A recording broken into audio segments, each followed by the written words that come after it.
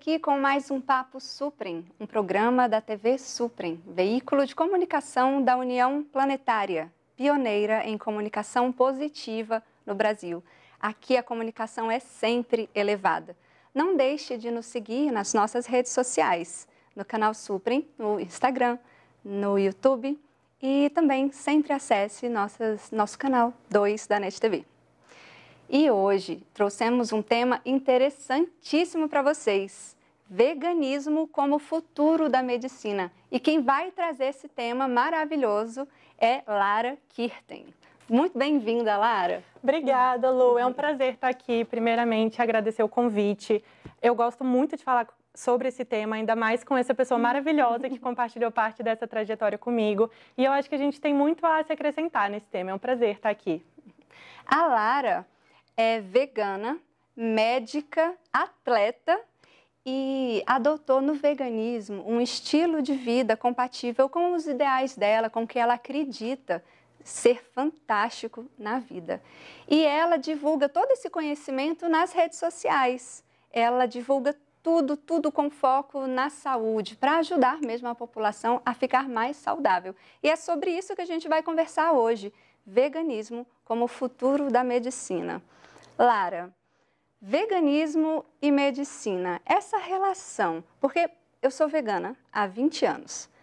Muitas vezes que eu vou ao médico, alguns, eles falam que não é saudável ser vegano, que você vai acabar ficando doente.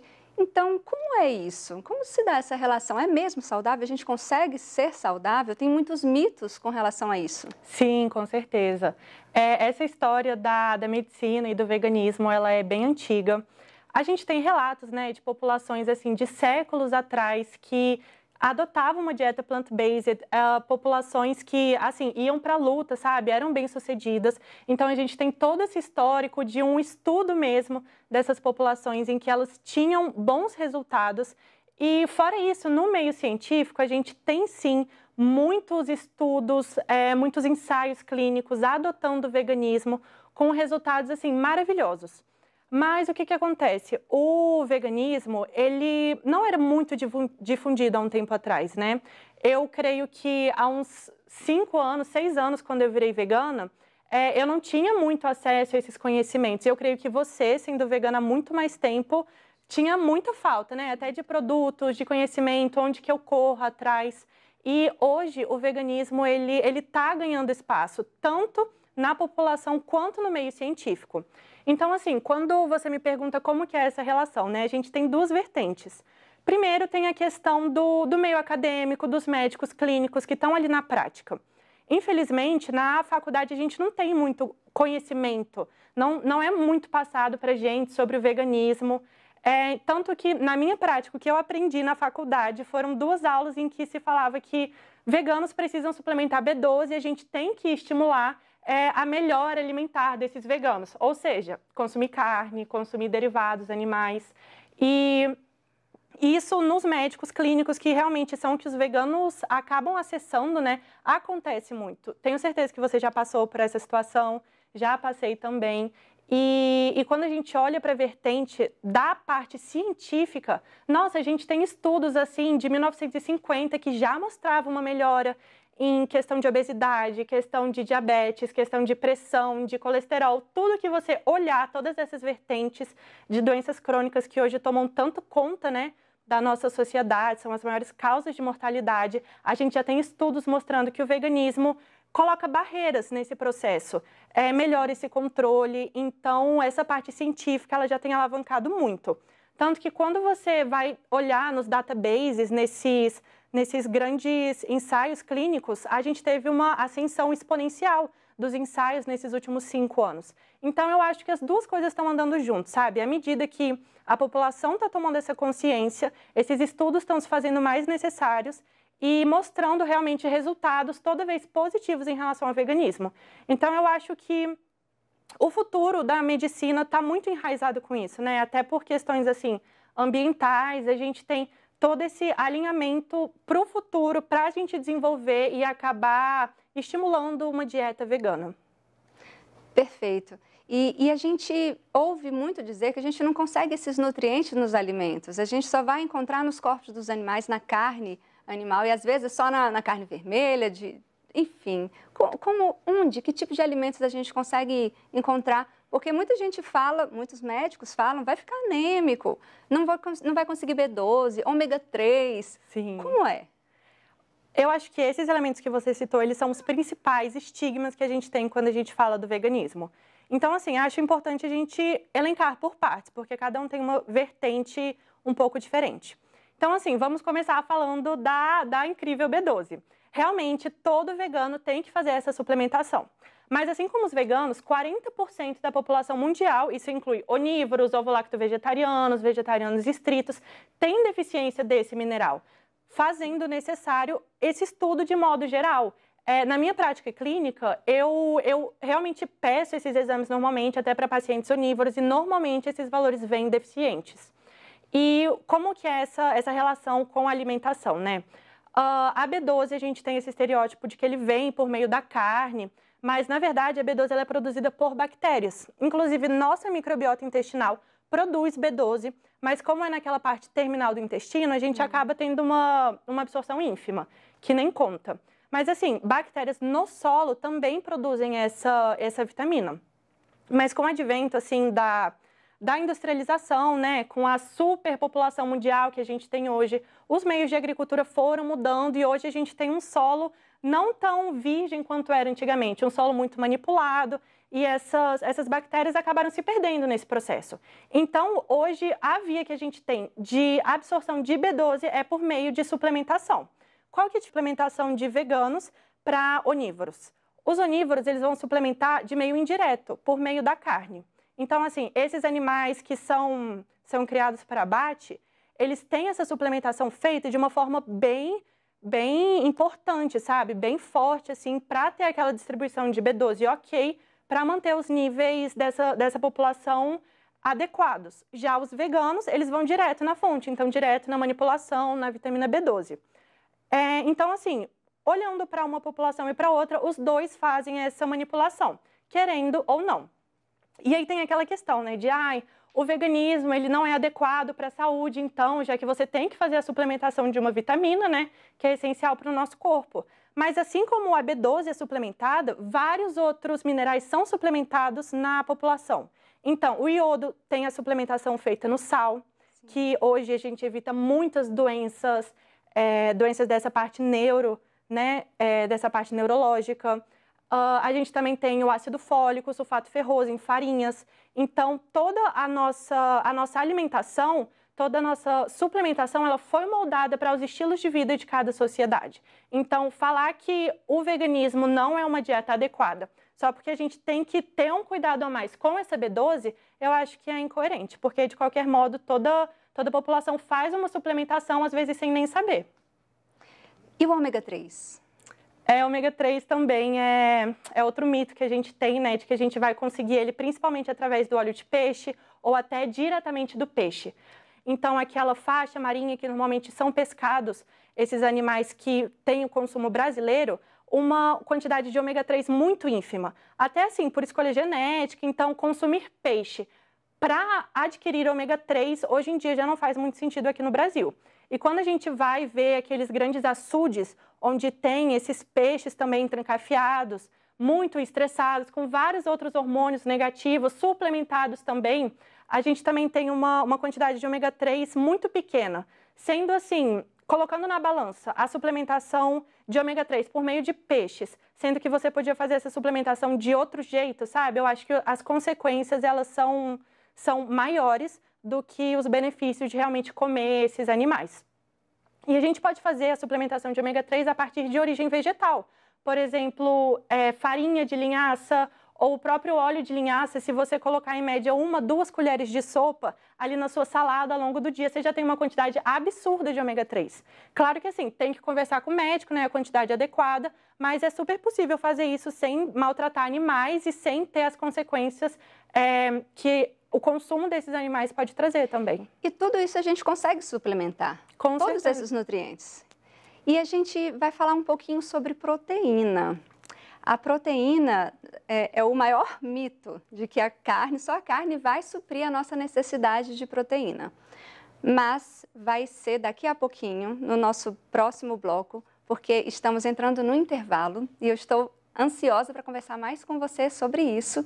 E vocês não saiam do canal, a gente volta já.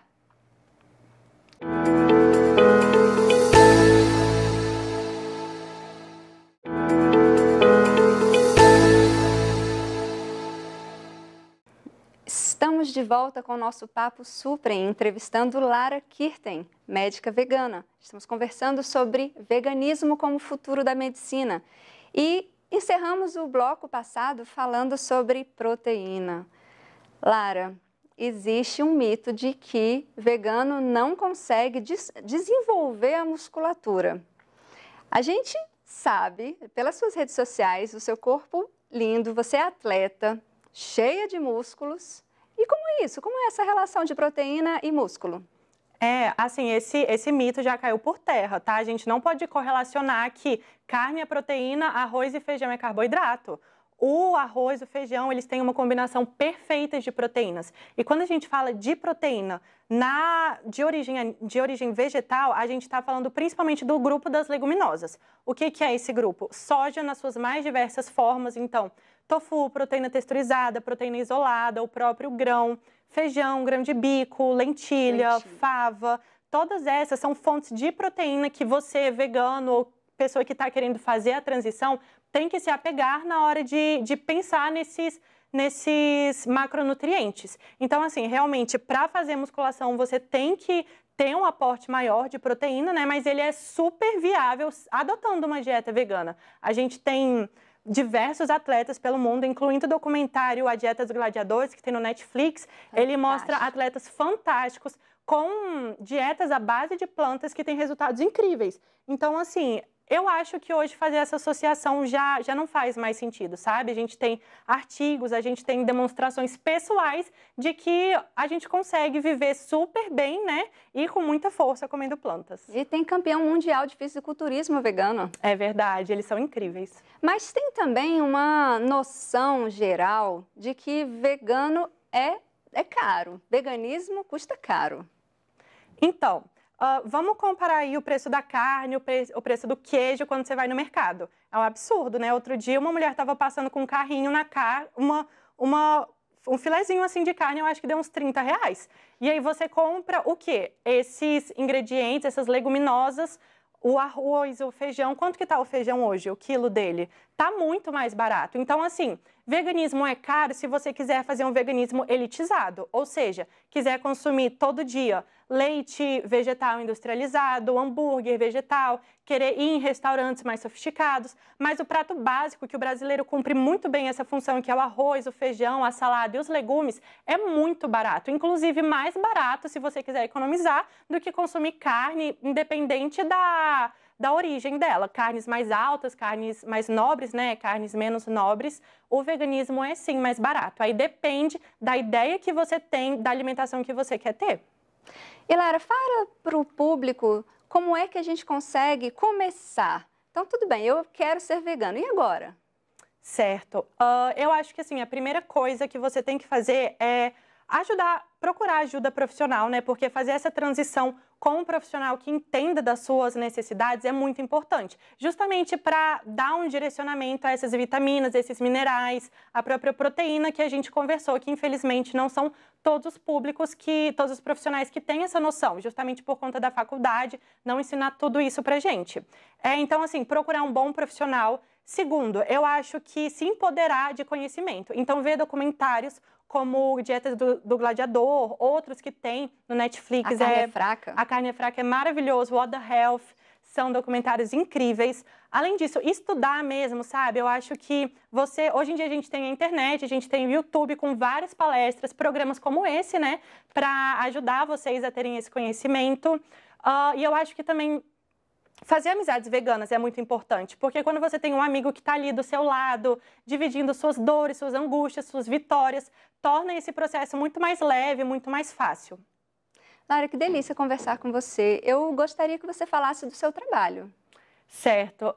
Eu sou médica, atualmente eu atendo principalmente esse público vegano e vegetariano, então assim, eu estudei profundamente, sabe, as principais deficiências desse grupo, eu tenho resultados incríveis com os meus pacientes. Atualmente atendo online, então você que está aí de qualquer lugar do Brasil pode entrar em contato comigo, mas não só isso, eu também divulgo muito nas redes sociais, né, como você falou, essas informações mais importantes que a gente citou brevemente aqui, mas muito mais também, receitas acessíveis, para você fazer pratos gostosos em casa, então assim, você querendo ter qualquer tipo desse conteúdo, me segue no Instagram, que é a minha principal rede social, que é Lara_Vegana. E lá também tem o link na descrição para você entrar em contato comigo, caso você queira passar em consulta. E Lara, muitas pessoas com doenças crônicas vão atrás de você, não vão? Vão sim. Fala um pouquinho sobre essas doenças, as principais doenças. Certo. Atualmente, o que a gente mais vê na sociedade, né? A gente tem uma população que está ficando cada vez mais obesa, então desenvolvendo diabetes, colesterol alto, pressão alta, e a gente sabe que a alimentação está muito ligada a isso. Não só a carne, mas também o leite, o ovo, eles são muito ricos em gorduras saturadas. E a gente sabe que as gorduras saturadas, elas inflamam o nosso metabolismo, liberam algumas toxinas que acabam causando essa resistência à insulina. Então, assim, aumenta adipócitos, sabe? Que são aquelas células de gordura que acabam gerando mais resistência. Então, a gente cai em um ciclo eterno que a gente tem que cortar. Eu acho que trocando a alimentação, diminuindo bastante essas gorduras saturadas e tendo uma dieta mais natural, integral possível, né? A gente consegue fazer uma grande mudança. Ah, fantástico. E, Lara, ainda falando sobre as doenças crônicas, você tem diabetes. Como foi essa sua relação da diabetes com o veganismo? Como foi antes de se tornar vegana? Eu sou diabética desde os 8 anos de idade, aquele diabetes que comeu, teve que usar insulina, não é aquele que pode tomar o comprimidinho. Então, eu virei vegana há 6 anos. Então, eu tive muito tempo, muita experiência como diabética sem ser vegana. E eu era uma criança, né, muito disciplinada. Eu pesava minha comida, via o tanto de insulina que eu tinha que tomar. E eu tomava bastante insulina, sabe? Igual assim, como qualquer criança com uma dieta habitual. Depois que eu virei vegana, e isso foi um dos principais motivos para eu ter me aprofundado tanto no veganismo, sabe? Porque, poxa, como que isso faz uma diferença tão grande na vida das pessoas e a gente não está falando sobre isso? A medicina não está falando sobre isso. Então, foi esse ponto, assim, que me pegou, que fez eu me apaixonar pela dieta vegana e que faz hoje eu levantar essa bandeira com tanta força, porque eu vi na prática como que ela funciona. Então, assim, do dia para a noite, eu quase que reduzi a dose das insulinas que eu usava pela metade. Claro que ainda tenho que tomar, né, porque eu não produzo essa insulina, é uma doença autoimune. Mas assim, antes, para uma refeição que era arroz, feijão e carne, eu tinha que usar umas 12 unidades. Hoje é arroz, feijão, uma quantidade um pouco maior de feijão, soja, legume. Eu hoje tomo umas 6, 7 unidades. Então, assim, essa discrepância é muito grande. Porque a gente sabe que o uso de insulinas também tem seus riscos, né? De hipoglicemia, de lipodistrofia. Então, fazer essa redução é muito importante. Fora que ajuda no controle glicêmico, porque toda vez que você tem picos de altos e baixos, você perde neurônios, diminui assim a vascularização em algumas regiões, então o quanto sua glicemia ficar mais estável, melhor. E eu consegui ter um controle maravilhoso do meu diabetes com uma dieta plant-based. Hoje eu como praticamente de tudo, mas eu tenho conhecimento e estudo também de que é possível você se alimentar de forma saudável. E muitas pessoas acham que só por se tornar vegetariano já é saudável. Mas espera aí, essa questão de por que vegano e não vegetariano, e por que o vegetarianismo ainda traz algumas questões complicadas para a saúde? A gente tinha falado um pouco da questão das gorduras saturadas, né? A carne, ela tem bastante gordura saturada, mas assim, o ovo, o leite, ele também é rico em colesterol, rico em gordura saturada, que é o que realmente, assim, é o primeiro impacto do nosso corpo com essas doenças crônicas. Então, você diminuir o nível do consumo de carne já ajuda. Mas o que acontece normalmente com os vegetarianos? Inclusive, eu vejo muito isso no consultório. Tirou a carne do prato, do almoço, colocou o quê? Colocou um arroz, colocou um ovo frito, colocou um ovo cozido, uma omelete. Então, assim, em relação a essas gorduras, a esses nutrientes que realmente fazem mal, você acabou trocando 6 por meia dúzia. Então, não fez muita diferença, sabe? Fora que a gente tem a questão da ética animal também. A gente sabe que a indústria de ovos, a indústria do leite, ela não é inocentezinha, não existe essa questão de ovos felizes. Todo animal precisa ser explorado para aqueles alimentos chegarem ali. E ainda tem essa questão de que, o leite, mas você não mata a vaca. Pelo contrário, né? Na verdade, você fica explorando a vaca e depois, no final, quando ela não servir mais para a produção do leite, a gente abate. Exatamente. Acontece justamente isso, porque nós mulheres podemos responder, né? Quando que mulheres geram leite? Quando tem a criança, ela nasce e produzem aquele alimento, leite, para nutrir a sua criança. Então, assim, vacas não produzem leite porque os humanos pediram. Elas pedem porque elas tiveram filhotes que foram afastados dela para nós termos esse consumo. Então, assim, a indústria do leite realmente ela é bem cruel e fazem esses processos diversas vezes até ela se esgotar e chegar ao fim. E o leite é para o bebê. Então, Exatamente. quer dizer, somos os únicos seres que ainda consomem leite depois de adultos. Exatamente, por isso que a gente tem uma taxa tão alta de intolerância à lactose. Por exemplo, a população japonesa chega à intolerância de quase 100%. E hoje, como a gente tem essa miscigenia muito grande, né, essa troca de culturas, de locais, a gente tem esse crescimento cada vez maior de intolerância à lactose. E faz todo sentido, né? Porque quando você é criança, você precisa dessa enzima para quebrar o leite da sua mãe. Mas a partir do momento em que você faz esse desmame, esse consumo não é fisiológico. Nós, humanos, somos a única espécie que continua o consumo do leite, mesmo depois de crescidos, e nem é o leite da nossa espécie. Então, algo não está certo. E é inflamatório? Totalmente, por conta da gordura saturada. E a gente vê esse índice de obesidade enorme também por conta do leite. Às vezes a gente se torna vegano e acaba engordando porque acaba consumindo mais o leite. Vegetarianos, né? Os vegetarianos. Exatamente. Os vegetarianos. Por isso que fazer essa troca com acompanhamento é muito importante, porque não é só tirar a carne e ter uma alimentação do jeito que você quiser. Tem que ter uma orientação justamente por conta dessas questões.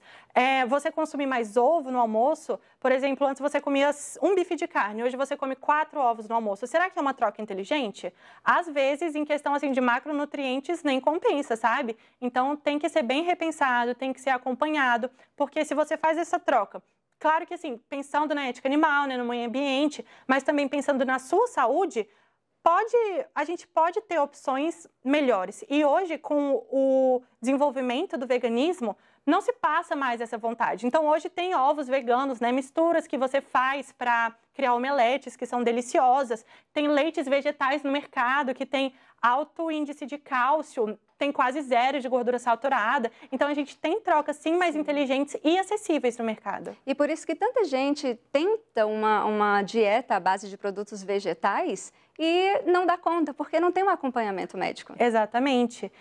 Essa troca, assim, acaba diminuindo bastante o consumo de calorias, às vezes. Então, você ter uma dieta baixa em calorias, baixa em carboidratos, realmente vai te fazer ficar fraco, sabe? Não ter força para praticar atividade física, você ter uma diminuição do consumo de proteína. Se você só tirar a carne e não colocar nada naquele espaço vazio que fica, você realmente vai ter uma falta de proteína, pode até ter quebra muscular, e esse acompanhamento tem que ser feito de perto, porque a gente tem hoje vários recursos e várias possibilidades para ter uma vida saudável. Lara, foi um prazer enorme conversar com você. Muito obrigada por participar aqui do nosso programa. Eu que agradeço. Foi um prazer enorme, de verdade. Obrigada por trazer todas essas informações para o público e nos ajudar completamente nesse caminho. E vocês de casa podem acompanhar nossa programação na União Planetária, nosso canal 2 da NET TV, na TV Suprem. Lara, muito obrigada. Eu que agradeço o convite. Luana, até mais. Até mais.